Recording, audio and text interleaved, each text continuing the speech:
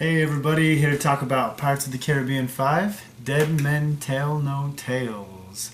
Just to give you a little review of this movie and show you my thoughts about it. Now, going into this fifth installment of Pirates of the Caribbean, I really just wanted one thing from it. And that was for it to be better than the fourth movie. Really, all I wanted was for it to be a better movie than On Stranger Tides was, and I thought it was so much better. So I was actually really happy with this movie, really pleased with it, and I'm going to outline some of those reasons why I liked it, why I enjoyed it. Number one, I thought this movie had some good seafaring mythology to it. But at the same time, it wasn't super complicated or overinflated with like a bunch of plot twists. So that to me was a great part of this movie. Well, that's just maddeningly unhelpful. Second, I loved that this movie connected to the original trilogy. It really felt like it belonged a lot more, it mattered a lot more, whereas I didn't feel that way with the fourth one. So I loved how it was meaningful to the overall story of Pirates of the Caribbean. It had some great clips of backstory explaining some things, particularly about Jack Sparrow, but also there was progression of characters, some of these original characters that we loved. One thing that I kind of regretted was that we didn't get to see Pintel and Rigetti. I loved those two pirates, those characters I thought were so fun and so great. So it would have been cool if we could have seen them in this movie, but no Pintel and Rigetti. Pretending to read the Bible's a lie. That's a mark against... But, you know, that part being said, I still did think they did a good job with those original characters and keeping them going. A third thing that I really did like about this movie was the villain. I thought Javier Bardem was great in the character that he brought in. This character was mean, he was ruthless, and they did a fairly good job developing his story.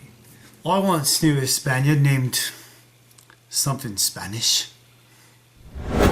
The fourth thing that I really enjoyed about this movie was that it was funny. Jack! I'm so sorry, were you still talking? There were some great lines of humor in this show. But also, there's just the ridiculous and absurd events that somehow Jack Sparrow is able to emerge from and escape from. Classic, crazy, absurd events of hilarity going on. Kind of what we would come to expect from these Pirates movies. I'm Captain Jack Sparrow. Savvy? Fifth, the music is fantastic. I love that Pirates music. Even Batman loves that Pirates music.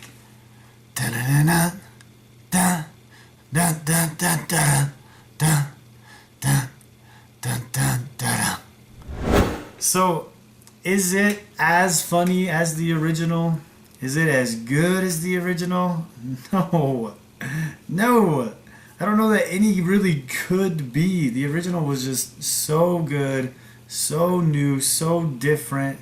Such a great movie. I mean, not really even fair to compare to the original.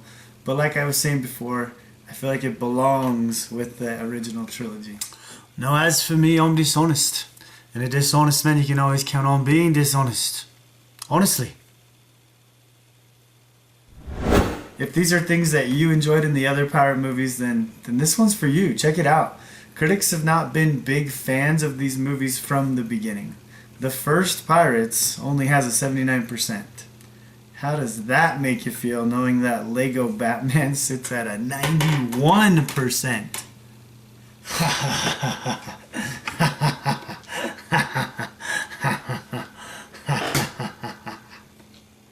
Sticks and stones, love. And then, amidst all the pirate antics and, scenes of absurdity and ridiculousness, there still manages to be a way for some heartwarming messages to come through in this movie. Some heartwarming moments. One of the great take-home messages for me was that, the greatest treasure isn't really in gold and silver. It's in the relationships that we have with people, with family and with friendships.